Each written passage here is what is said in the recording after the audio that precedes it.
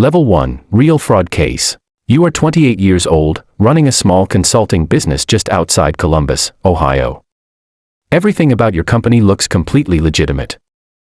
For 2 years, you've been applying for federal business grants, building a reputation that appears honest from the outside. But hidden among the paperwork are invoices for projects that never actually existed.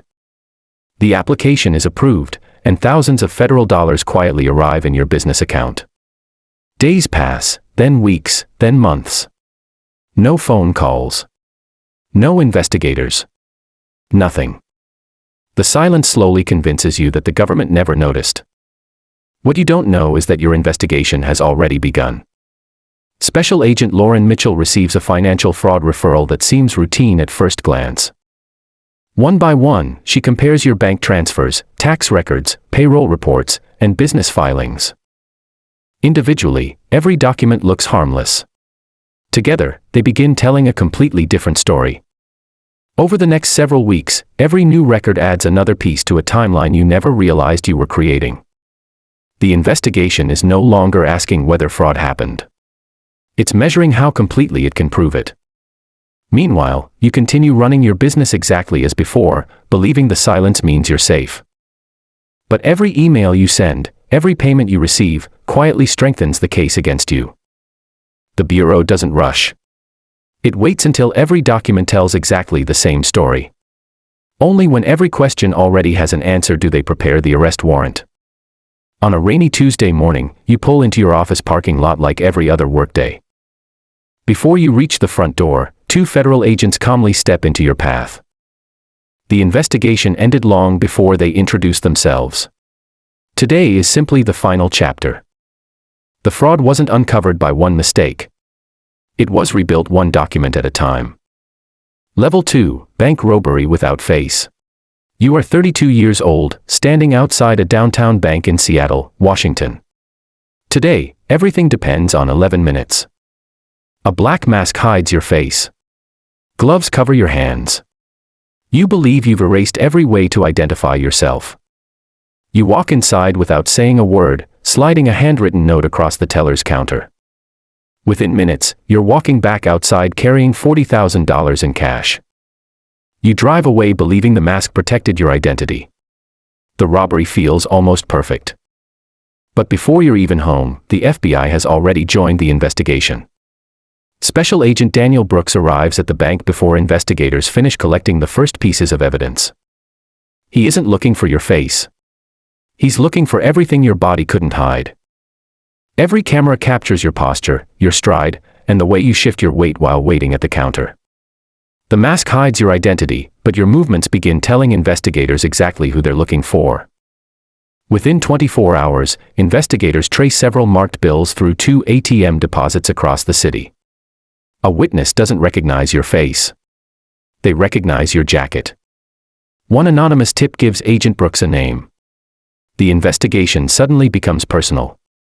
Instead of making an immediate arrest, the Bureau decides to wait.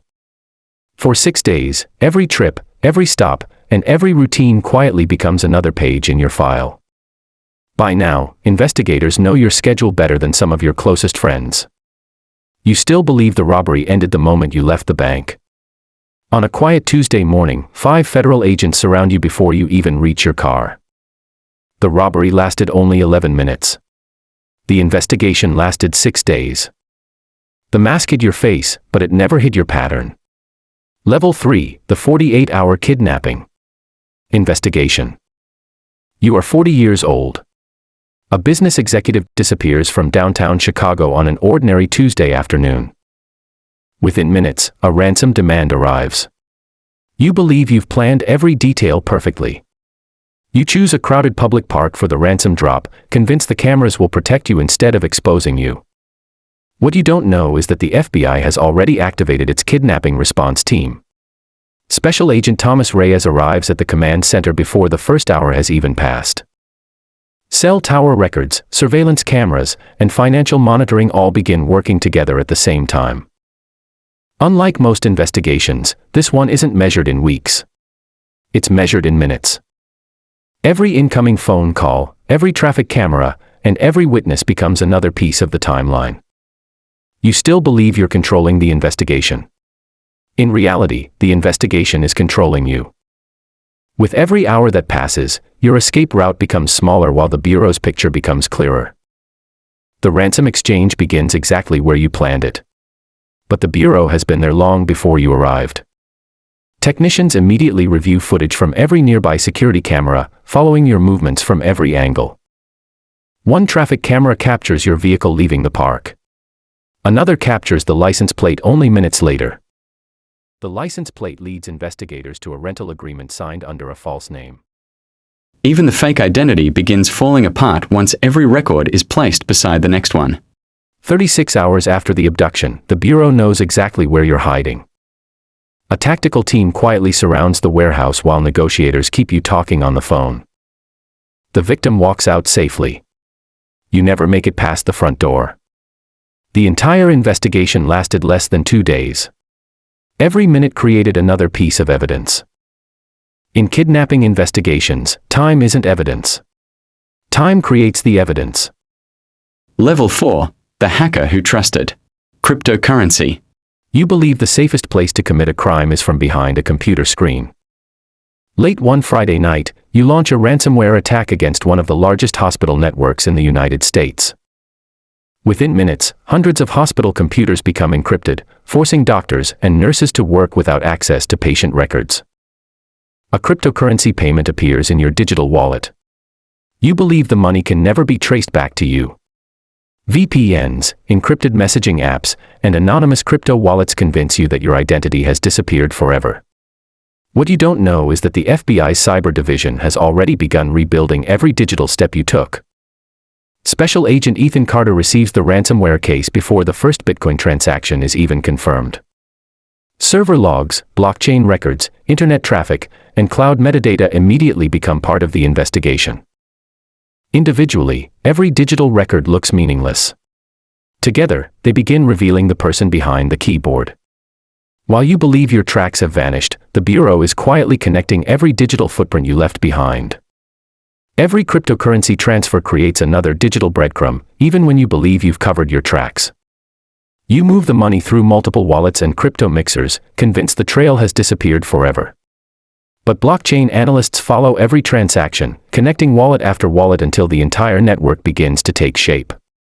International investigators compare server records, VPN logs, and exchange data from multiple countries. What looked like separate pieces of information slowly become one complete digital timeline. Months of evidence finally point to a single apartment, a single computer, and a single suspect. You continue living normally, believing cryptocurrency has protected you from ever being identified. Before sunrise, federal agents and international law enforcement officers arrive at your front door with a warrant. The ransomware attack lasted only hours. The investigation lasted for months. The blockchain never forgot what you hoped the world never would remember. Level 5, the killer hidden inside. The pattern. For 5 years, 4 murders occur across 4 different states.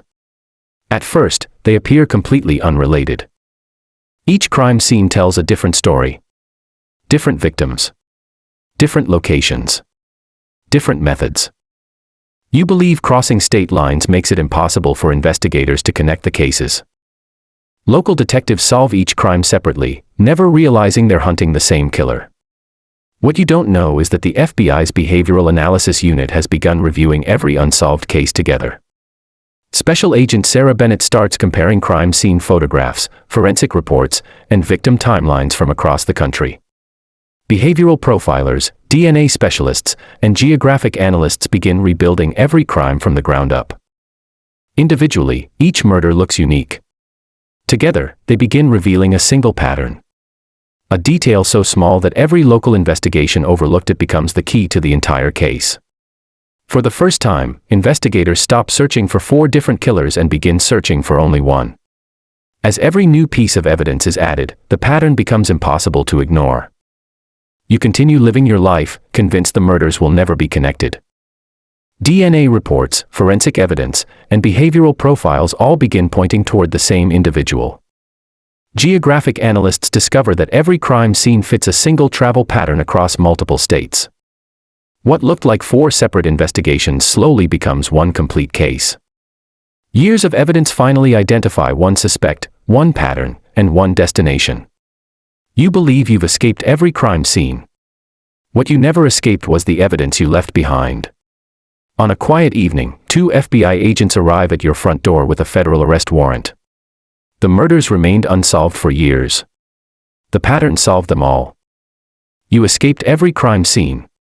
You never escaped the pattern you left behind. The FBI doesn't rebuild crimes because they already know who committed them. They rebuild them because in federal investigations, evidence comes before accusations, patterns come before arrests, and certainty comes before the knock on your door.